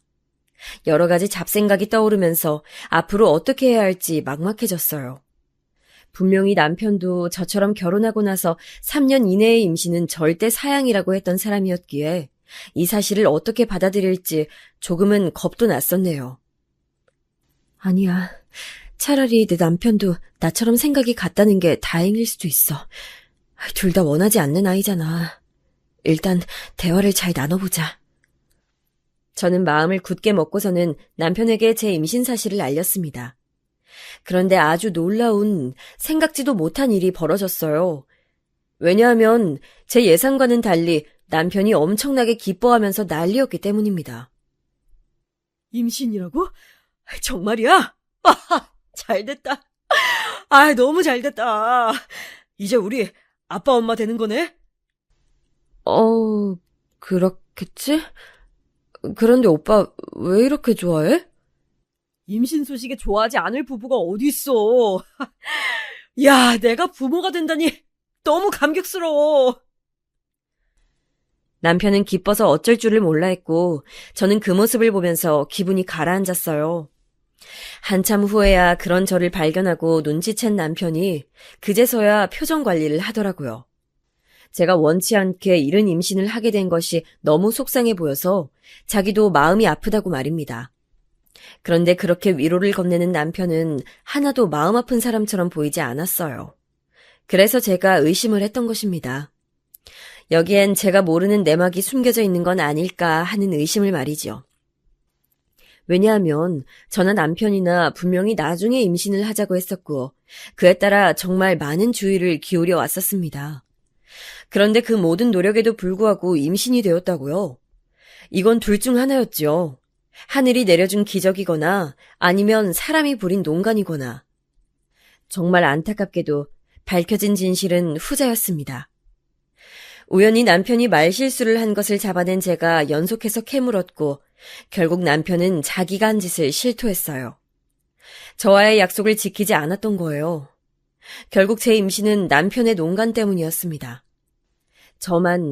둘 중에서 오로지 저만 결혼하고 3년 뒤에 아이를 갖자는 계획과 목표를 초기대로 유지한 채 지내온 것이었고 남편은 진작에 변절한 상태였지요. 미안해. 사실 우리 엄마가 빨리 손주를 보고 싶다고 자꾸만 보채셔서. 뭐? 지금 장난해? 왜 어머님 핑계를 대? 어머님께서 우리한테 애 언제 가질 거냐고 자꾸 닥달하시는 거 내가 다 쳐냈었잖아. 내가 어머님이랑 맞섰는데 계속 가만히 있던 오빠가 지금까지 고생하고 피해 입은 것처럼 갑자기 왜 어머님 얘기를 들먹이냔 말이야. 나도 어쩔 수 없어서. 아니, 자꾸 엄마가 그러잖아. 여자 나이 1살이라도 어릴 때 임신하고 애를 낳아야 그 애가 건강하다고. 결혼하고 나서 3년 뒤에 애 가질 생각이라고 해도 그때 가서 바로 임신된다는 보장이 어딨냐고 엄마가 나한테 그러는데 내가 그 앞에서 할 말이 없더라. 어머님 앞에선 할 말이 없고 내 앞에선 그 주둥이가 잘만 움직이고 오빠 진짜 웃기고 비겁한 사람이다. 오빠가 이렇게 찌질한 사람인 줄 몰랐어. 알았다면 결혼 안 했을 거야. 너 어떻게 그런 말을 할 수가 있냐. 너 지금 임신했고 애 아빠가 나야. 그런데 어떻게 결혼을 안 했을 거라느니 뭐니 그런 얘기를 할 수가 있어. 너 진짜 냉혈한이다. 우리 엄마는 네가 노산으로 고생할까 봐 하루빨리 임신하고 출산하라는 조언을 해줬을 뿐인데 지금까지 넌 계속 우리 엄마 말 무시하고 그걸 잔소리라고만 치부했었지? 너 그런 점에 대해서도 반성 안 하고 있지? 미쳤어? 내가 왜 반성을 해야 돼? 나이 30 넘어서 결혼하는 게 널리고 널린 요즘 세상이고 40 넘어서도 출산 잘만 하는데 무슨 노산 타령이야. 그리고 노산이건 말건 결혼 전부터 약속을 했었으면 그걸 지켰어야지. 오빠는 무슨 남자가 최소한의 의리도 없어? 원래 약속은 깨지라고 있는 거야. 사람 마음이란 원래 변하기 마련인 거고 너도 융통성을 좀 발휘해봐라. 그리고 이왕 이렇게 된 거 무조건 잘 낳아서 잘 키울 생각만 하면 안 되겠어? 우리끼리 계속 감정 싸움 벌여봤자 이득될 게 뭐 있다고. 진짜 분해서 미쳐버리는 줄 알았어요. 마음 같아서는 다 엎어버리고 싶었습니다. 그냥 일련의 과정들이 충격적으로 느껴졌고 남편이란 사람이 징그럽게까지 보였어요. 모두가 저를 속여왔다는 생각만 들었습니다. 임신했다는 소식을 저는 따로 알리고 싶지도 않았건만 남편이 자기 식구들한테 신나서 먼저 떠들었던 것도 그랬죠. 시어머니로부터 연락이 와서 알았어요. 앞으로 몸 조심하고 임신 기간 동안 마음 곱게 쓰라고 그렇게 말씀하신 걸 듣고 나서야 남편이 입을 나불댔다는 걸 알았습니다. 얼마나 짜증이 났는지 몰라요.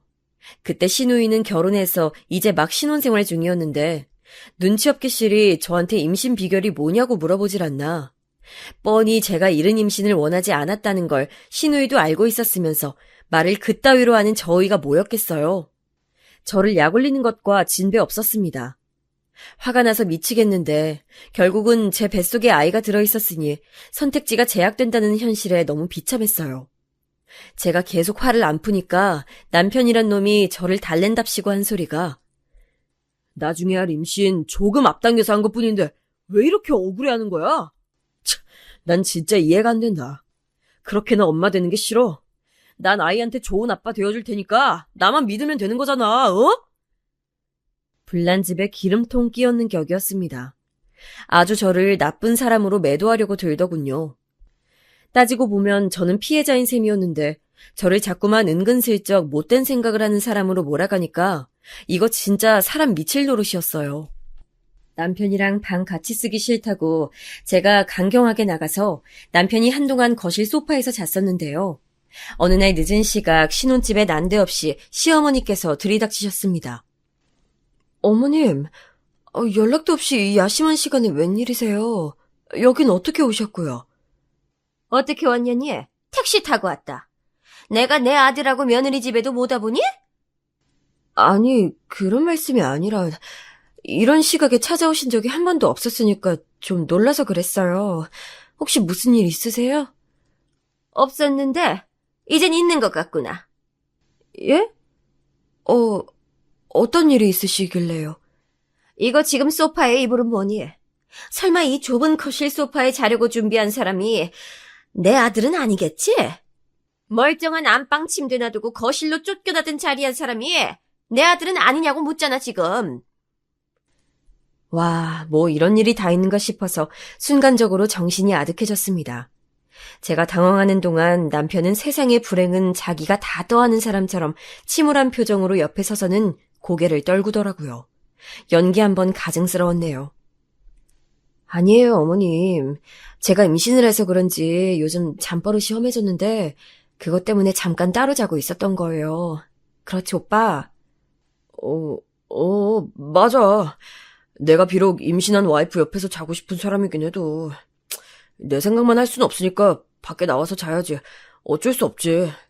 내가 배려하고 양보해야 하는 상황이니까. 말을 해도 어쩜 저렇게 꼼수 가득하고 얄밉게 할 수 있었을까요?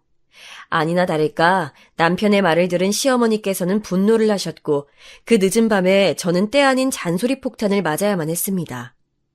천만다행인 건 제 살벌한 표정을 확인한 남편이 필사적으로 시어머니께서 저희 신혼집에서 그날 주무시고 가는 것만은 막아냈다는 것이었죠.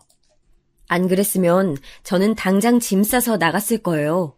그런데 차라리 그렇게 되는 편이 나았었나 봅니다.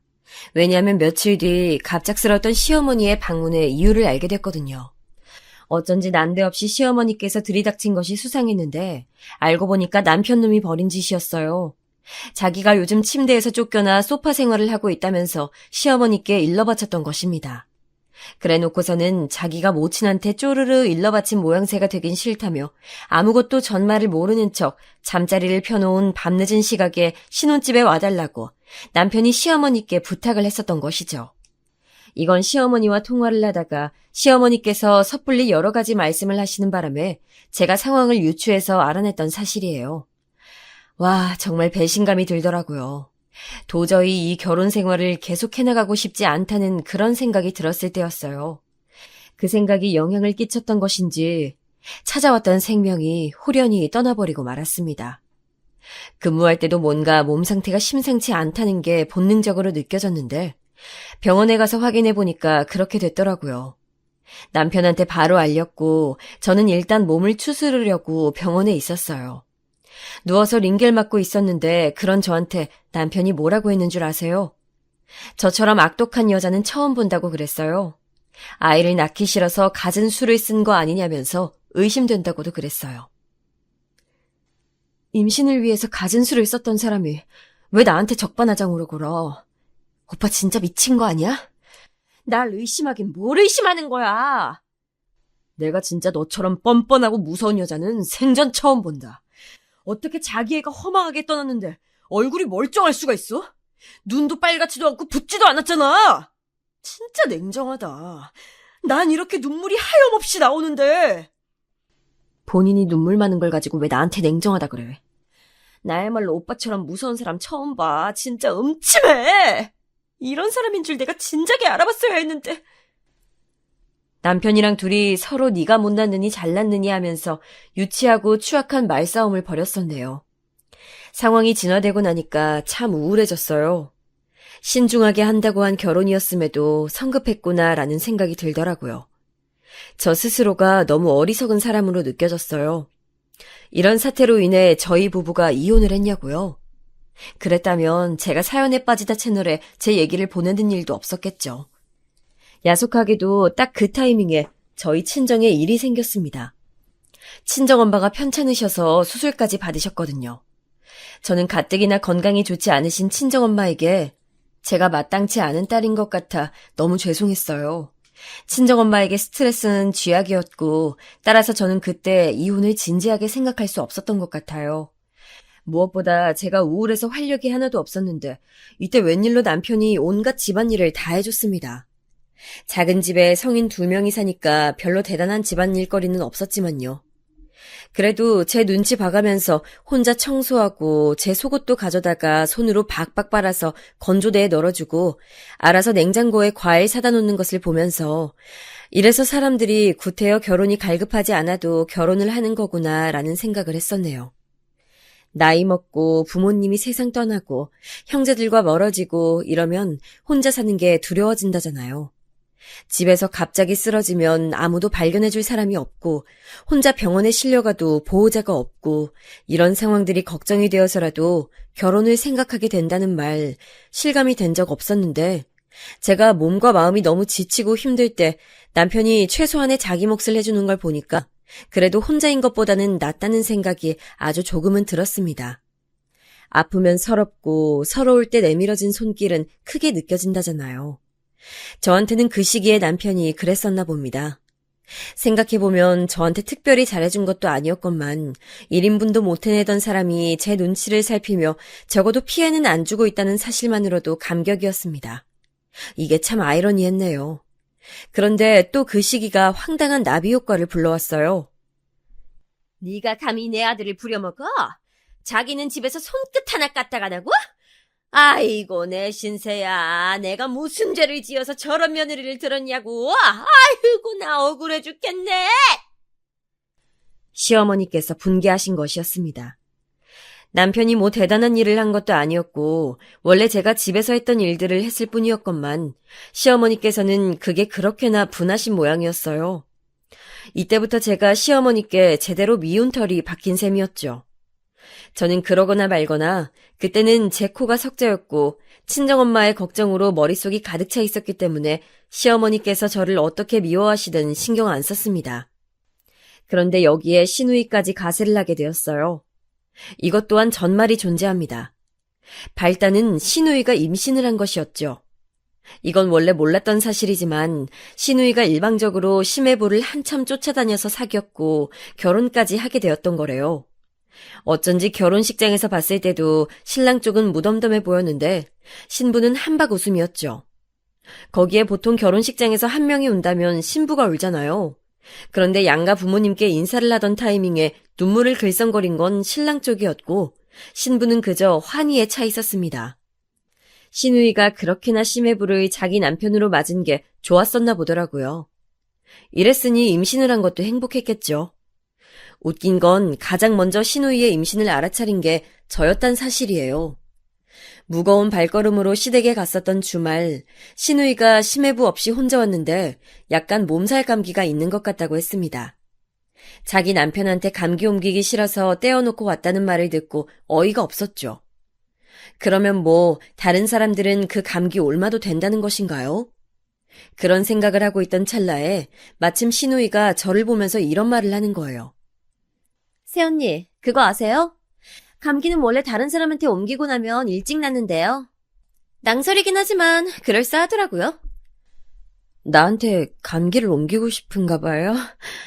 장난이라도 굳이 왜 그런 말을 하는 건지는 모르겠는데. 아무튼 건강관리 잘하세요.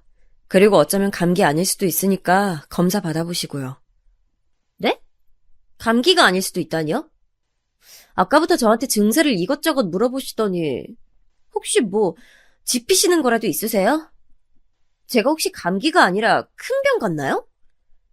아니요, 그게 아니라 들어보니까 혹시 임신으로 컨디션 난조를 겪고 있는 건 아닌가 싶어서 그랬어요. 그러니까 섣불리 감기약 먹지 마요. 제가 그렇게 말하니까 시누이가 화들짝 놀랐었는데 얼마 뒤에 임신이라는 걸 알게 됐어요. 제가 슬쩍 했던 추측이 맞았던 것이죠. 남편은 별로 자기 여동생의 임신을 축하해주고 싶지 않다면서 철없는 소리를 했지만 저는 아무것도 안 하고 있는 건 좀 아닌 것 같아서 영양제 같은 걸 이것저것 선물해줬습니다. 근데 시누이가 임신 중기에 해외여행을 간다고 했어요. 태교 여행이라고 거창한 이름을 붙여서 말이에요. 가까운 제주도로 가는 것도 괜찮을 것 같은데 굳이 비행기 타고 멀리 태교 여행 갈 것까지 있어요? 괜히 피곤하게 되는 거 아닌가 싶네요. 왜요? 제가 연예인들이 나가는 태교 여행 간다니까 질투나시나 봐요. 그럴 리가요. 이왕 가는 거 즐겁게 시간 잘 보내다가 오세요. 네, 당연히 그럴 거예요. 태교 목적으로 해외여행 가는 건 아무나 하는 게 아니니까요. 말하는 꼬라지 한번 얄미웠던 신우이. 그 해외 태교 여행을 다녀오고 나서 저한테 연락이 왔어요. 배가 좀 느낌이 이상한데 임신하면 원래 이런 거냐고 물어보더라고요. 저는 그 주스 채우기 전에 유산했던 사람인데 저한테 물어봐도 제가 어떻게 답을 줄 수가 있었겠나요? 오히려 저는 그런 질문을 저한테 하는 신우이가 참 배려 없다고 느껴졌지만 그런 티를 내지 않았습니다. 그냥 최대한 안정을 취하라고 말만 해줬어요. 그런데 그로부터 며칠이 지났을 때였습니다. 신우이가 유산을 했다고 하는 거예요. 듣고 나서 깜짝 놀랐어요. 그리고 왠지 짠한 마음이 들었죠. 저도 유산을 겪어본 사람이니까요. 근무하다가도 자꾸 신우이가 생각나서 마음이 쓰였는데 고민 끝에 메시지를 보내줬습니다. 절대 본인 탓 아니니까 너무 괴로워하지 말라는 내용이었어요. 그런데 신우이가 답장이 없었어요. 하루가 지나고 이틀이 지나도 말이죠. 저는 답장을 해줄 수 없을 만큼 신우이가 심적으로 힘든가 보다 싶어서 내버려 뒀습니다. 그랬더니 다시 며칠 후에 시어머니로부터 연락이 왔어요. 너는 유산도 겪어본 사람이면서 어쩜 그렇게 내 딸한테 매정하게 조언 하나 안 해줄 수가 있었니? 어머님, 갑자기 그게 무슨 말씀이세요? 해외여행 간다는 애를 말렸어야지. 그런 곳에 멀리 가서 무리하면 유산될 수 있다고 네가 말 한마디쯤은 해줬어야 되는 거 아니니? 그래놓고서는 아무렇지도 않게 유산한 사람한테 힘내라고 문자를 보내? 뻔뻔한 것도 정도가 있지. 아유, 너 아주 내 딸 유산됐다고 속으로는 고소해하고 있겠다. 어? 너도 한번 당해봐라 하는 마음이 있었던 거지? 비약이 심해도 너무 심했습니다. 이미 비행기표까지 다 끊어놨던 사람이었는데 거기서 제가 뭘 어떻게 했어야 한단 건가요? 그 비행기표 취소하고 숙소 예약도 위약금 밀어주고 다 취소하라고 제가 그렇게 깽판이라도 쳤어야 했을까요? 유산이 될지 안 될지 알지도 못하는데 제가 무슨 수로 그럴 수 있었겠냐고요. 그러니까 시어머니께서 하시는 말씀은 어불성설이었습니다.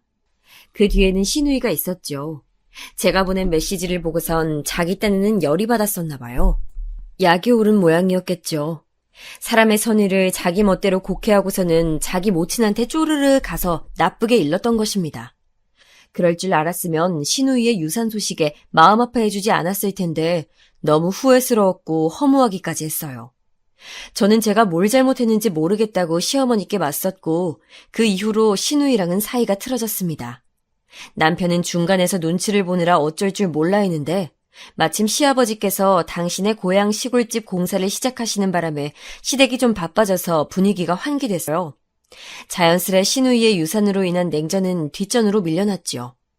저는 이듬해 끝자락에 임신을 했고 아들을 낳았습니다. 건강을 회복하셨던 친정엄마가 쓰러지셨는데 병원에서 기대를 낮추라고 저희 친정 식구들한테 그랬어요. 그래서 각오는 했었지만 포기는 할 수 없어서 모두가 매달려서 친정엄마를 간병했어요. 예상보다 오래 사셨지만 결국 친정엄마가 세상을 뜨셨습니다. 친정엄마가 쓰러지셨을 때 제 조카들 보면서 그나마 희미한 웃음을 짓곤 하셨거든요. 그때 많은 생각이 들었습니다. 남편이랑 얘기를 많이 나눴고 이때 아이를 가졌습니다. 친정엄마는 기적처럼 저희 아이가 태어날 때까지 버티셨고 당신의 갓난 손자를 눈에 담으시곤 세상을 떠나셨어요. 같이 찍은 사진도 남아있고요. 정말 감사한 일이었습니다. 저희 아이의 돌잔치 때 신우이가 임신 초기라는 사실을 들어서 알게 됐어요. 그토록 기다렸던 다시 찾아온 생명일 텐데도 신우이가 어째 표정이 썩 밝지만은 않더라고요. 그러거나 말거나 저는 신경 안 썼습니다. 신우이는 딸을 낳았어요. 저희 부부보다 신우이네가 시댁과 좀 더 가까이 살았으므로 시어머니께서는 당신의 손녀를 자주 돌봐주시는 듯 했습니다. 저희 아이는 시어머니께서 도맡아 주신 적이 한 번도 없었고 제가 그걸 바란 적도 없었네요. 은근한 벽이 저와 시댁 식구들 사이에 세워져 있었어요. 시아버지께서는 오랜 시간 천천히 공을 들여 공사를 끝낸 시골집에서 1년에 한 7개월 정도는 지내셨던 것 같네요. 겨울에는 추워서 그쪽에서 안 지내셨지만 다른 계절에는 주로 그곳에 계시길 원하셨습니다. 특이한 건 시어머니께서는 그 시골집에 안 가고 싶어 하셨다는 거예요. 시어머니만 의견이 맞는다면 시부모님 두 분이서 시골 생활을 하시면 되었던 상황이었건만 시어머니께서는 도시 생활을 조금이라도 더 하고 싶다면서 고집을 피우셨죠. 세월이 흘러 저희 아이가 초등학교에 입학할 시기가 다가왔을 때까지도 그런 상황이었어요. 저도 드디어 학부모가 되는구나 싶어서 감개무량했던 때 우연히 건강검진을 받았다가 제 몸 상태를 알게 됐습니다. 이게 암이라고요? 그러니까 제가 유방암에 걸렸다는 거죠? 예, 유감스럽게도 그렇습니다. 가족력이 있다고 환자분께서 말씀을 해주셨던 것 같은데 아무래도 그랬을 가능성이 있네요. 저희 엄마가 돌아가실 때 다른 병으로 돌아가시기는 했지만 원래 시작은 유방암이었어요. 그리고 이모 할머니께서 유방암이셨고요. 생각해보니까 저희 작은 이모도 유방암 때문에 계속 검사받으면서 살고 계신 것 같네요. 멍하게 중얼거릴 때까지만 해도 실감이 안 됐던 것 같아요. 설마 아니 제가 암 환자가 될 줄이야. 아직 아이가 너무나도 어렸고 돌아가신 친정엄마를 하늘에서 뵙자니 그만한 불효가 또 없었습니다. 남편은 당장에 까무러쳤죠. 암? 유방암? 돌아가신 장모님도 예전에 유방암으로 고생하셨었다고 그랬었잖아. 이게 대체 웬일이냐? 이게 무슨 일이냐고. 마른 하늘에 날벼락이 따로 없네. 저한테 괜찮냐고 묻는다던가 우리 힘내자고 파이팅을 해준다던가 그런 것 하나 없는 남편이었습니다. 정말 매너 없고 멋대가리 하나 없는 남자였어요. 애가 아직 7살인데 엄마가 암에 걸리는 게 말이 되냐면서 그런 쓸데없는 하소연이나 제 앞에서 실컷 해댔죠. 그래도 암투병을 앞둔 저를 내친다거나 저버린다는 반응이 아닌 것에 위안을 삼아야 했던 걸까요? 왜냐하면 다른 두 사람에 비하자면 남편의 반응은 천사에 가까웠기 때문이에요. 바로 시어머니와 시누이 말이에요. 처음엔 제 소식에 많이 놀라길래 그냥 그런 줄로만 알았어요. 그런데 병원 들어가기 전에 밥을 따로 먹자고 저를 불렀을 때 그 자리에서 그 악독한 심정을 마주하고 말았습니다. 몸에 좋은 유기농 채소를 많이 먹자면서 그랬을 때 저는 쌈밥집에 가는 줄 알았어요. 그런데 도착해보니까 고깃집이더라고요. 고기 먹고 힘내서 암 이겨내셔야죠. 그래, 기력 회복에는 자고로 고기가 최고인 법이지. 뭐하냐? 어서 들지 않고. 두 사람을 보는데 이상하게 그런 느낌 있죠? 이 사람들이 나의 불행을 반기고 있는 듯한 그런 예감 말이에요. 그런 게 들었어요. 잘 넘어가지도 않는 고기를 먹으려니까 별로 안 내켰습니다. 그래서 깨작거리고 있는데 갑자기 시누이가 제 그릇 위로 고기 한 점을 휙 던져주는 거예요. 보니까 비계 부위였어요. 비계 많은 부위에다가 살코기는 아주 적었고 그마저도 오돌뼈가 박혀 있었습니다. 저는 시누이가 이걸 모르고 그냥 저한테 줬나 싶었습니다. 그런데 바로 이때 암 환자한테는 이런 게 좋죠. 부드러운 기름이 좀 들어가야 몸이 움직여지지 않겠어요?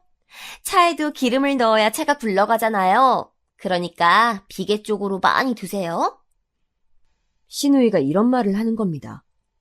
그냥 말했으면 또 모르겠어요. 그런데 갑자기 자기가 말을 해놓고도 너무 웃겼는지 푸흡 하는 소리를 내면서 고개를 떨구더라고요.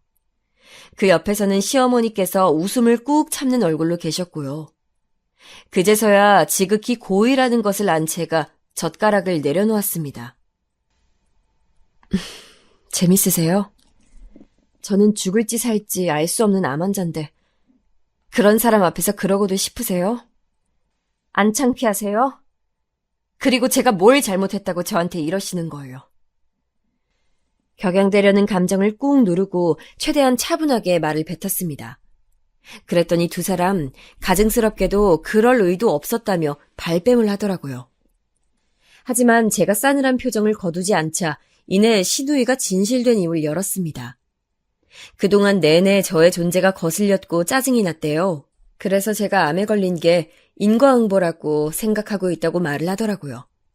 시어머니께서는 이해 질세라 남의 아들을 개고생시킨 못난 며느리 주제에 항상 기고만장한 게 마음에 안 들었는데 암에 걸려서 호되게 당하게 되었으니 잘된 일이라고 생각을 한다며 그렇게 말씀을 하셨고요. 제가 암에 걸렸다고 하는데도 남편의 입에서 이혼이란 단어가 안 나오는 걸 보면 제가 악독하게 남편의 길을 꽉 누르고 살아온 게 틀림없다면서 시어머니께서는 목에 핏대까지 세워가며 저에게 쓴소리를 늘어놓으셨습니다. 무슨 말을 해도 통할 상대들이 아니더라고요. 저급하고 너무 저열했어요. 그때까지 살면서 저는 남편이 참 못난 사람이라고 생각을 했었는데 자기 모친과 누이에 비하자면 본인은 양반이었더라고요.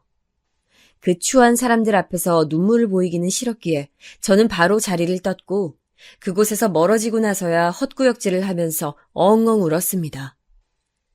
내가 이대로 암 때문에 죽더라도 그것들은 처단하고 떠난다. 절대 용서 못해. 나열할 수 없을 만큼 사실 그 두 사람 때문에 제가 많이 힘든 일이 있었어요.